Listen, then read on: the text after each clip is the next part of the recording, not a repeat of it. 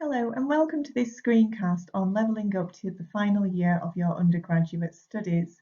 My name is Zoe Baker and I'm an Academic Skills Advisor at the Skills Centre.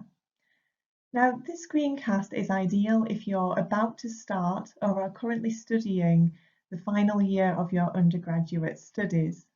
A good place to start is by covering what is expected of you as a final year undergraduate student. So there are a few general expectations which involve increasing your self-directed study time in comparison to previous years of study. You may be dealing with larger volumes of work this year, such as bigger word counts, and you may be expected to complete a dissertation or a final year project. There are also higher expectations from markers to do the following. So there are higher expectations to show more criticality in your writing in your final year, to demonstrate more complex and analytical thought through your writing structure, to read more widely, and to minimise errors in spelling, grammar and referencing. Overall, less room for error is provided in comparison to previous years of your undergraduate study, and this contributes to higher degree classifications such as a first or a 2-1 feeling slightly more challenging to achieve in comparison to previous years of study. In this screencast, we will be focusing on the following points, which will in turn provide you with an understanding of how final year expectations can be accomplished.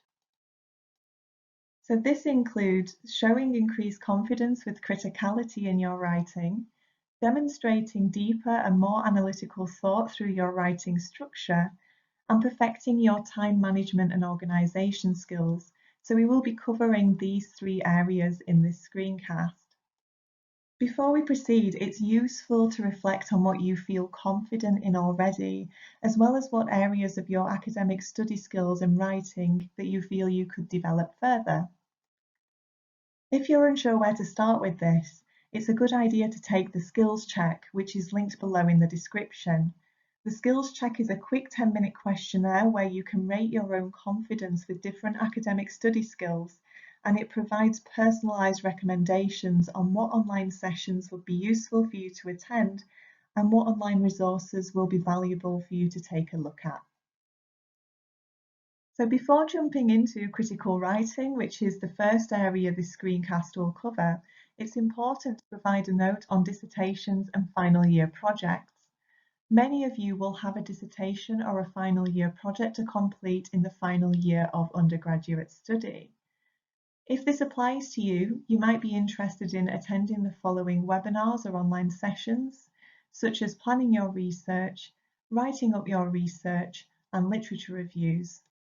If you're interested in attending any of these sessions, there is a link in the description below to our booking pages where you can book a place on one of our sessions coming up. We also have a study guide on dissertations and research projects which covers all aspects of planning and writing dissertations and research projects. This is also linked in the description below. Although this screencast does not cover dissertations specifically, the points that we will cover today on criticality, writing structure and time management will still be useful for dissertations and final year projects. So we're going to start by looking at how we can level up our critical writing to final year standard. It's useful to quickly refresh ourselves on what critical thinking and critical writing means. So what does it mean to think and write critically? So questioning is the core of critical thinking. This involves looking at evidence and information and questioning it, so not taking it at face value. A selection of questions we may ask is, so what? Why is this information important? Why is this journal article important to my assignment or to my topic? We may ask if there are any weaknesses or strengths with what we are reading. So if we're looking at a particular study, what were the weaknesses of that study? Or alternatively, what were the strengths of that study? We may also consider how evidence compares to other pieces of evidence. So if we are reading, say, a book chapter or a journal article on a particular topic, we may ask, Does everyone agree with this point of view or perspective that this author is conveying? We may then think we'll go and look at other journal articles, book chapters, other sources to see if people agree or to see if there are any alternative explanations out there. We may also ask, why does this concept or this theory work or not work, and why? So these are just a selection of the ways that we can be critical. As long as we are questioning information and evidence, we are being critical by not taking it at face value. There is a list of various ways that you can accomplish criticality in your writing available on our Critical Writing Study Guide, which is linked below in the description. So how can we demonstrate criticality in our writing? We can do this by following the three voices approach to paragraph structure. So each of your main body paragraphs, that is paragraphs that do not belong to your introduction or your conclusion, but all of the paragraphs in between your introduction and conclusion should follow this structure. If you have viewed any of our other screencasts or you've attended any of our online sessions and webinars, this may look familiar to you.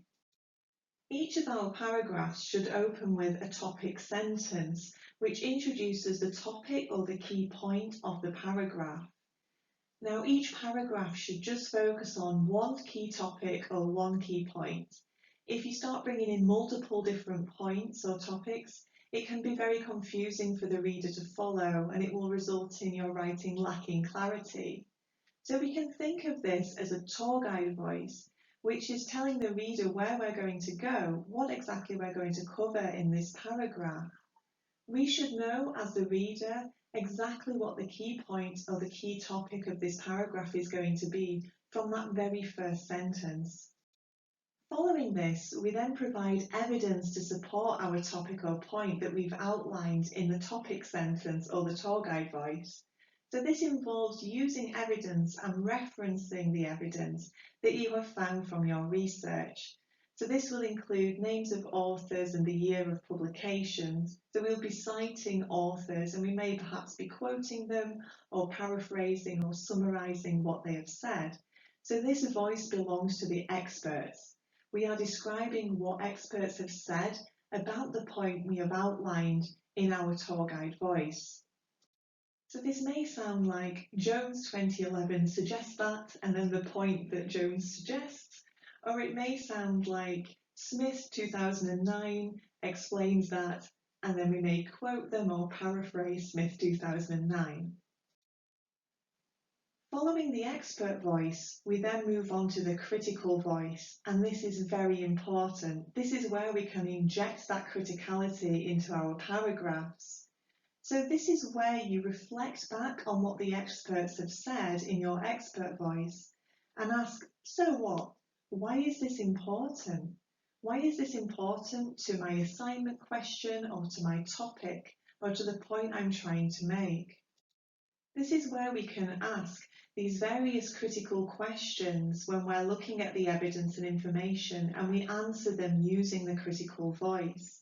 And I will be showing some examples of paragraphs in a moment following this structure. It's worth noting that a trap that we can fall into quite easily is to stop after the expert voice. We stop here and then move on to a new paragraph. And that's a common trap that students can fall into with their writing. Instead, we need to include all three voices in the paragraph in this order. This critical voice here at the end is needed for those higher grade classifications. The three voices approach to paragraph structure is applicable to every year of study, not just our final year. So how do we then level up the three voices to meet the expectations of final year standards of work? So what is currently being shown on the screen is a table which covers what the tour guide expert and critical voices look like in first year writing, second year writing, and final year writing. You may wish to pause the video now just to take a look at this table and read it. This isn't an exhaustive list, it's just a basic overview of the differences between each level of study. For now, we'll just compare the second year with the final year 3 voices. So in the final year, your tour guide voice still accurately represents the topic of the paragraph, just as it does for the first year and second year level writing. But it also communicates a critical stance or position within signposting sentences. So signposting sentences are those which guide the reader through your work.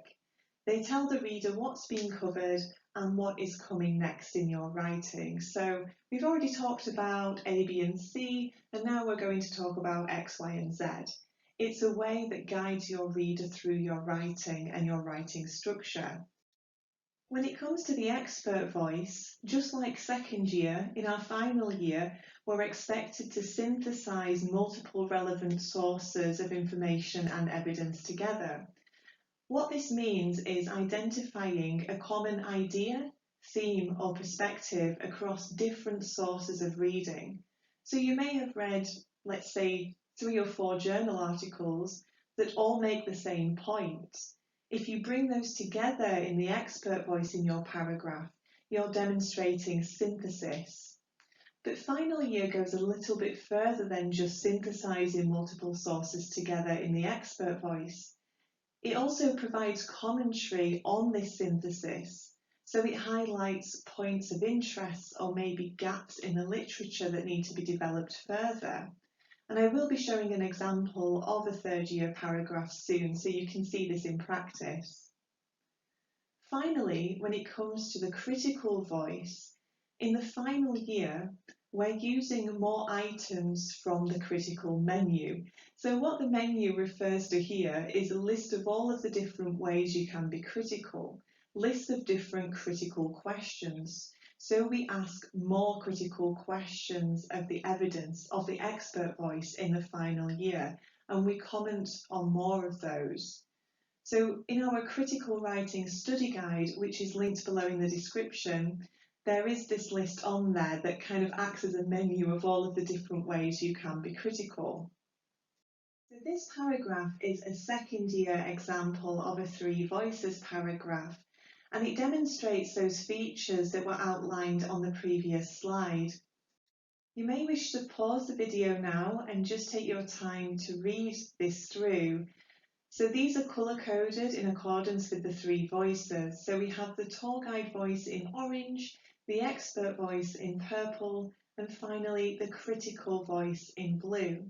If you've watched the Levelling Up to Your Second Year Undergraduate screencast or attended it as a webinar or online session, this is the same paragraph that is used in that session. So hopefully you've had a chance to pause this and have a read through of the paragraph. Now there are some points to highlight when we break this paragraph down. So the tour guide voice, which is in orange there, the first sentence, not only outlines the main point of the paragraph, but it also works as a signposting sentence. So these are those sentences that I mentioned on the previous slide, where we summarise what has already been covered and we tell the reader where we are going next. In this case, we can tell from the first sentence that states, in addition to perceptions that fruit presents an incompatible flavour combination with cheese. So we know from that part, even though we are just seeing one paragraph of an entire assignment, that the previous paragraph likely covered the topic that perceptions of fruit is an incompatible flavour combination with cheese. The tour guide voice then goes on to state, negative attitudes to pineapple on pizza may also be a result of its non-traditional status as a pizza topping. So we know from this as the reader that we have covered the topic that fruit presents an incompatible flavour combination with cheese, and we are now moving on to the topic that negative attitudes towards pineapple pizza might be a result of its non-traditional status as a pizza topping. So this is a signposting sentence which also acts as a tour guide voice. With the expert voice, we can see straight away that there are multiple references in that section, so that represented by the purple text. We have CRISPR, Shepperton and Marinarrington.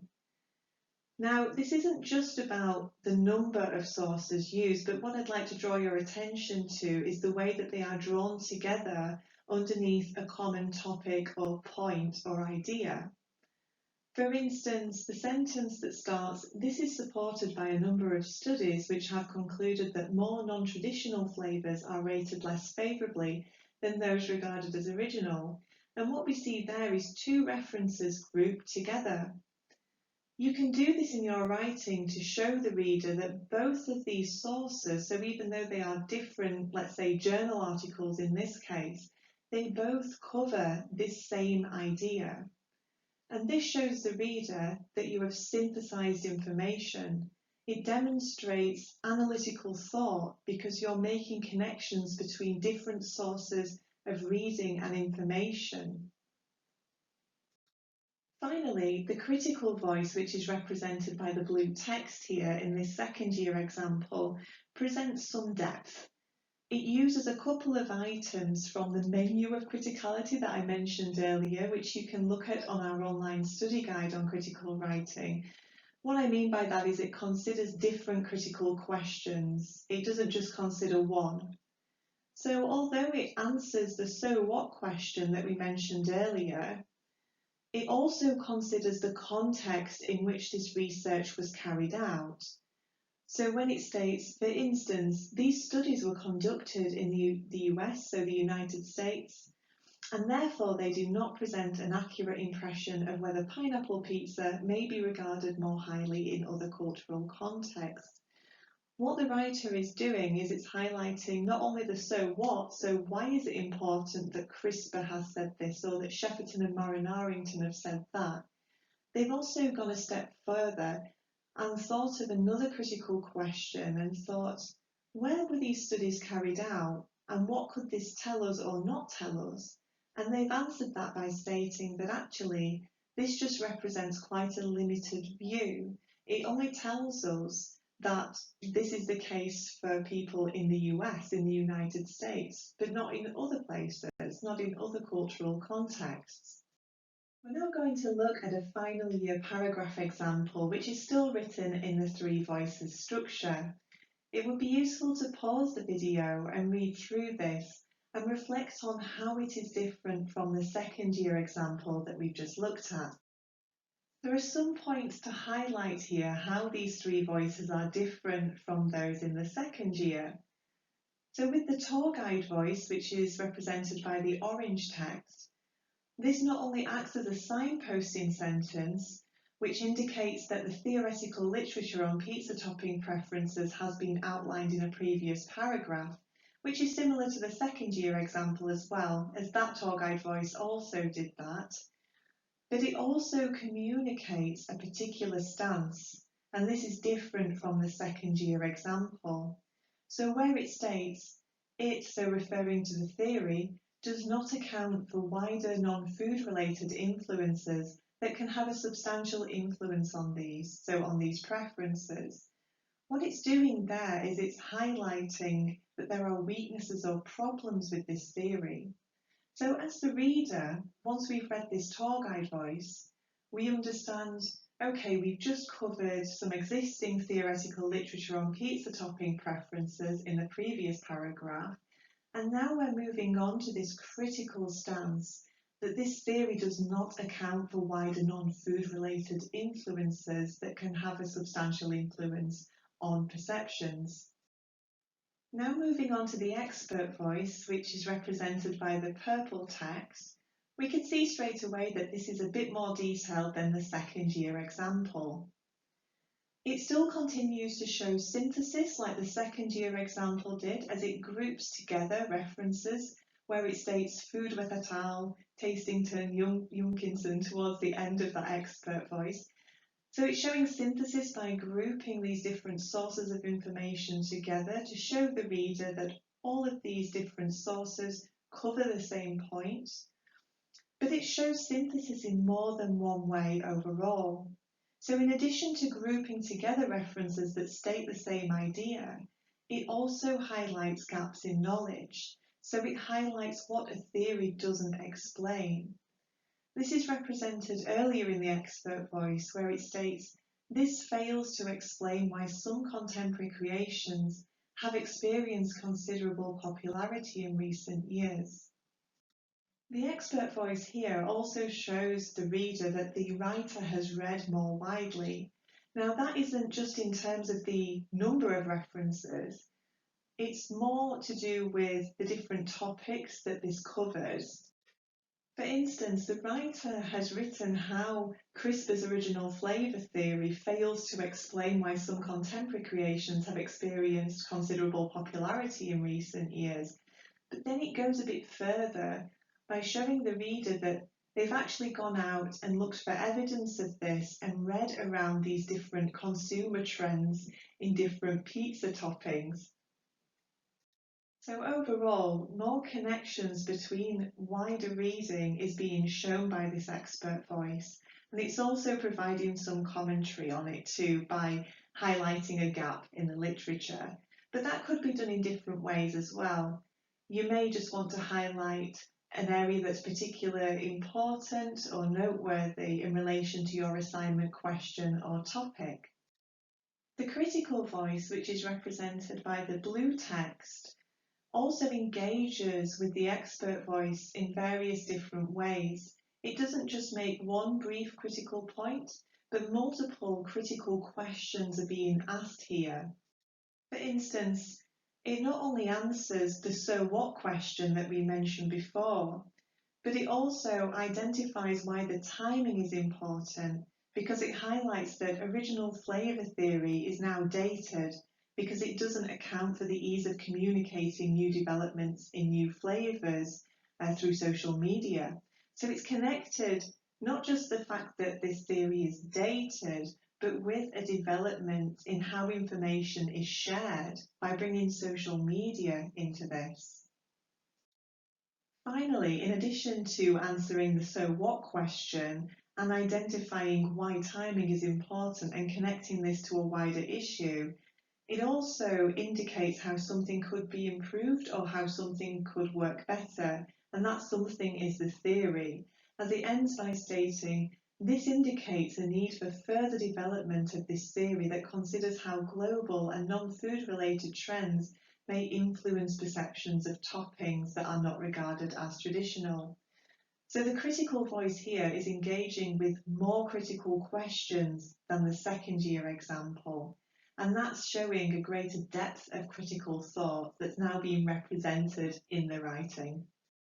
Now that we have looked at how to level up our criticality to final year level, we can now turn our attention to the overall assignment structure and how assignment structures can be used to demonstrate analytical thought, which is very important in the final year.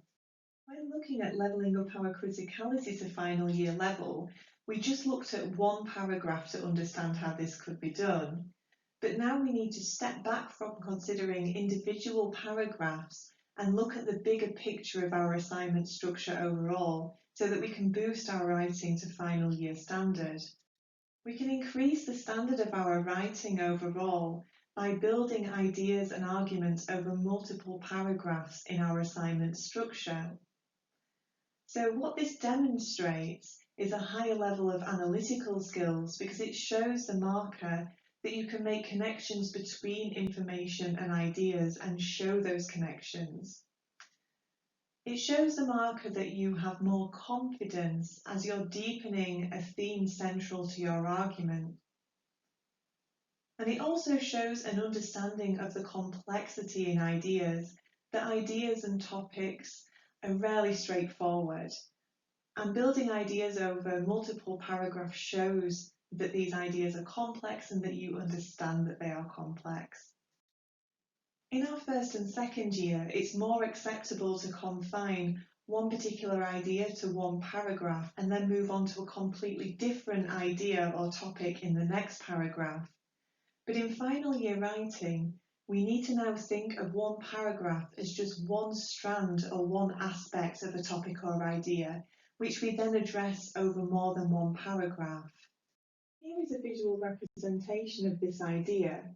Each box represents a paragraph. So let's just imagine that these paragraphs, so these boxes, are all written using the three voices structure that we covered earlier. On the left, this is a representation of how topics or ideas are structured in a first year and sometimes second year assignment.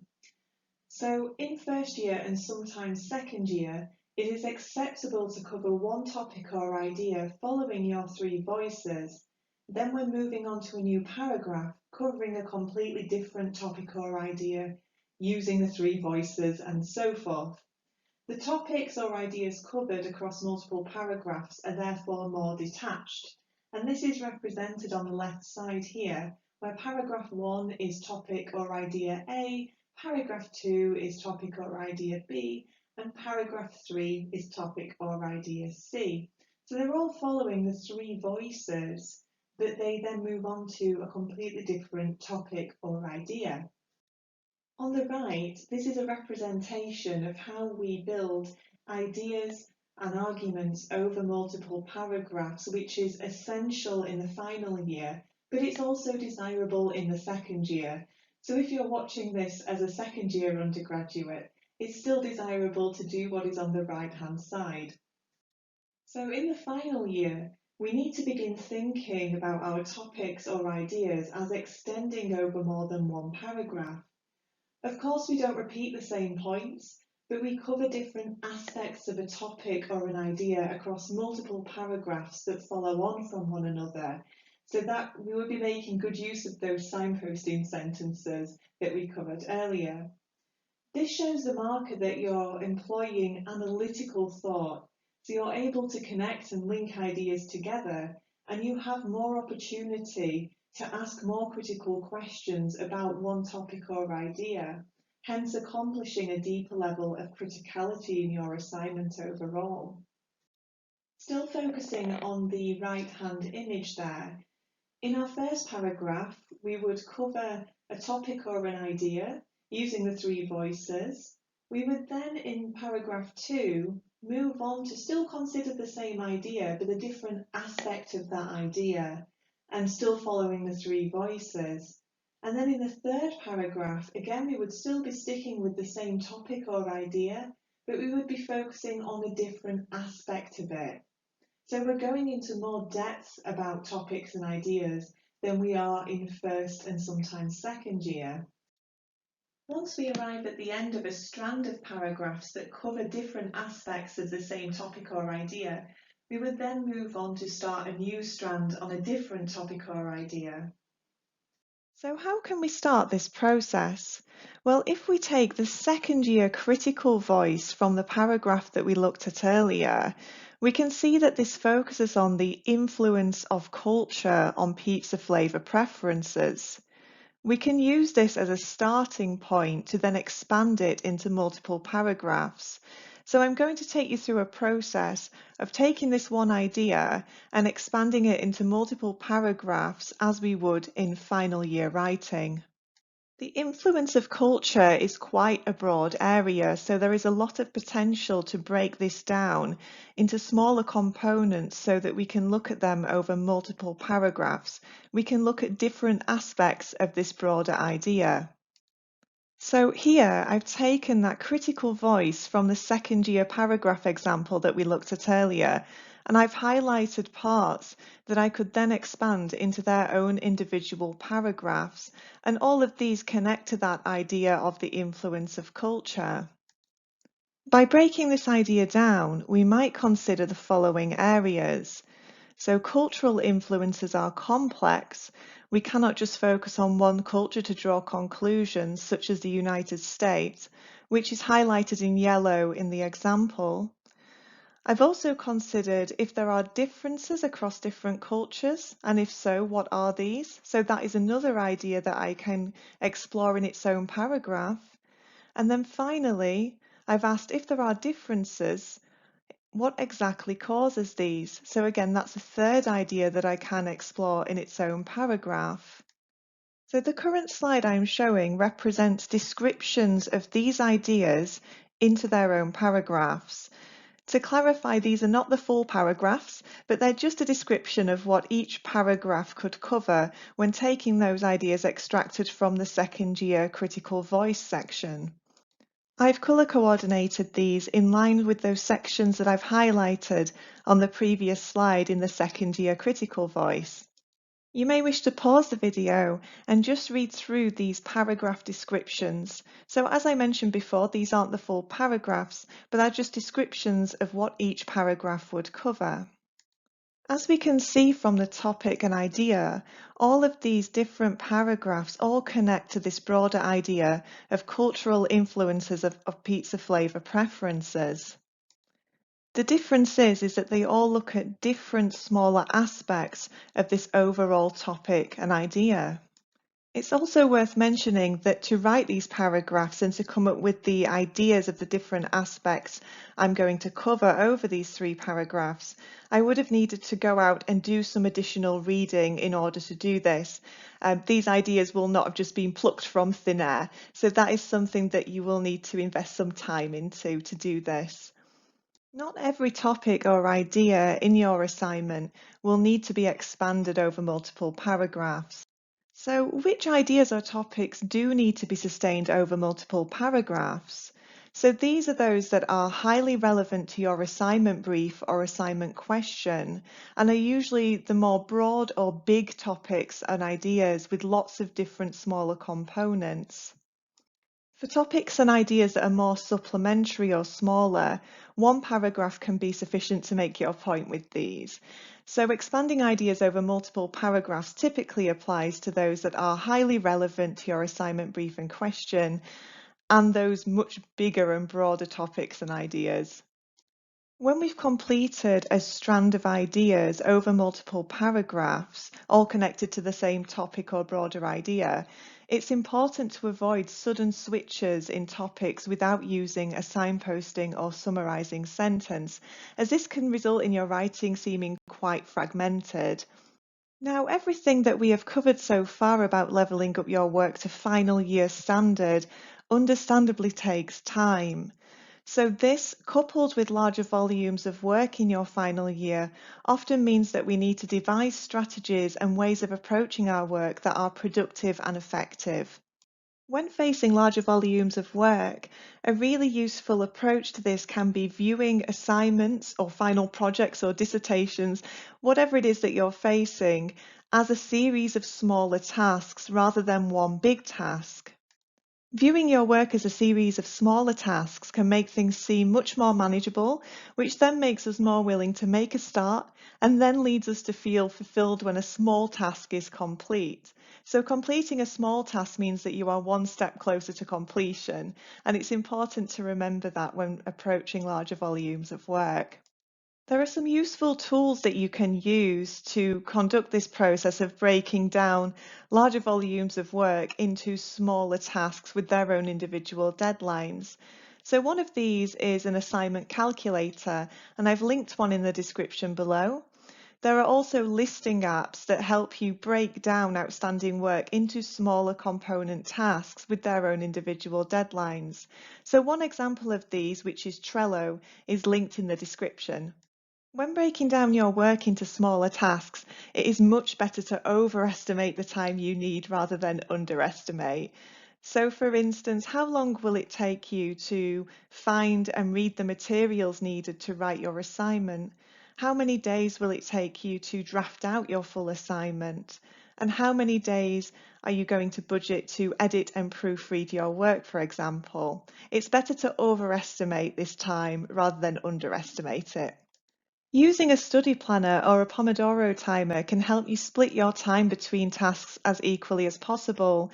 So in final year, much like second year, we quite often have to do multiple assignments and pieces of work at once. And then if we're breaking those down into smaller individual tasks, we're then going to need to split our time between those different tasks. For instance, a Pomodoro timer will time you for 25 minutes. So the theory is that you work for 25 minutes, stop, have a break, and then return to work for another 25 minutes. But you can use this to split your time between different tasks. So you may say, I'm going to do 2 lots of 25 minutes on one task and then 2 lots of 25 minutes on another task. So I've linked an example of a study planner and also a Pomodoro timer in the description below. Even when we view our assignments as a series of smaller tasks with their own individual deadlines and have all of these various apps and tools at our fingertips, sometimes we can find it hard to just get started with our work. So a good tip is to keep a journal or a log. This could be on paper or electronically, whatever works for you, to list the tasks that you hope to complete or work towards today. So the tasks that you work towards today should be in line with your overall deadlines. Though it's important to ensure that these daily tasks are manageable, and this can take practice. So we often overestimate how much we can do in one day. It can take practice to understand what is a manageable amount of work to achieve in just one day. So this obviously depends on your other commitments and how you feel on certain days and at certain times. For example, I know I work best in the morning, so I can get more done in the mornings than I can in the afternoons. So ensure that you observe these trends and amend your daily tasks accordingly. Even when we have a list of daily tasks to guide us, it can sometimes be hard just to start the process of writing. So it can be quite challenging, and being faced with a blank Word document can be very off-putting and lead us to procrastinate. So free writing is a great way to start the writing process. Having some words on your page is reassuring and can help us build momentum. To practice free writing, set a timer for 5 minutes and write for that time without worrying about spelling, grammar, or structure. Just get your ideas onto the page. This is just for your eyes only. After the time is up, read and review what you've written and extract any useful ideas that you can build on in your work. In the description below, I've linked to a 50-second clip which shows an example of the free writing process, which will be useful to watch. Once we've made a start with our daily tasks, the next challenge is to maintain momentum. So on the current slide, I'm showing various tips that can help you maintain momentum with your work. One good way to do this is to write down what you did accomplish when you were finished working for the day, no matter how small these accomplishments seem. We can quite often give ourselves a hard time, telling ourselves that we have achieved nothing today, when actually we have probably accomplished quite a lot. So writing these down in the same journal or log next to your daily tasks that you have set yourself can help you realize just how much you have done that day, which can encourage you to keep going. Another useful tip is to note down where you have left off with your work and where you are going next. So this may be something such as read this article or write the next 2 paragraphs on this assignment. This makes picking up where you left off much easier and reduces the risk of losing time when you're searching around for work and you're trying to figure out what you needed to do next. Another useful approach to maintaining momentum is to try the 500 word per day approach. So set yourself a daily target of 500 words, or you can adjust this to 300 or 200 words, whatever works for you. These do not have to be final or perfect words, they can be edited later. Once you have met your daily target, give yourself permission to stop.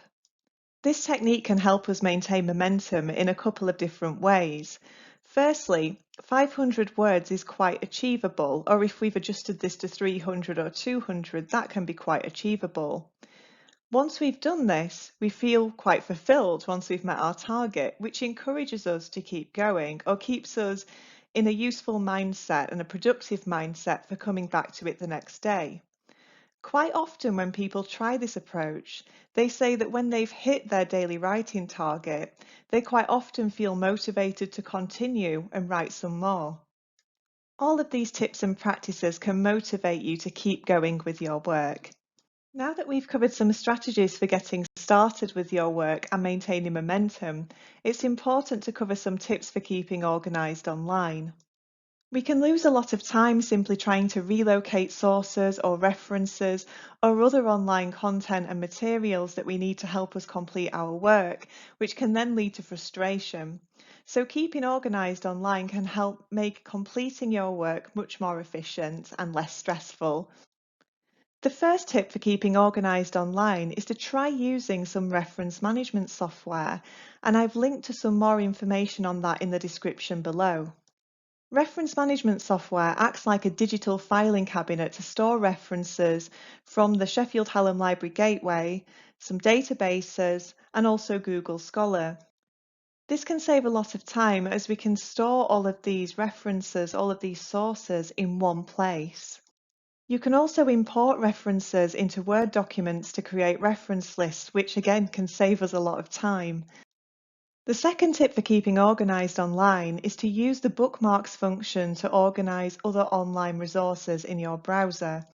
Whilst this may seem quite obvious, it's really useful for saving time, allowing us to pick back up where we left off when we found certain materials and websites that may be helpful for us to complete our work. Use your bookmarks just as you would with files on your computer. You might wish to store them in a folder which relates to the module name of the assignment or pieces of work that you're working on, or under particular topics or themes. When you have accumulated some bookmarks, you can use the Bookmark Manager feature on your browser to search your bookmark materials. So although bookmarks don't allow you to save academic materials as references like reference management software would, it can provide you with a quick and easy way to revisit any materials you may be using.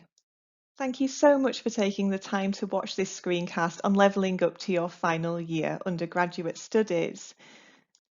I hope that it has been useful for you, and please take the time to check out our website, which is shown on the screen now and linked in the description below. Thank you.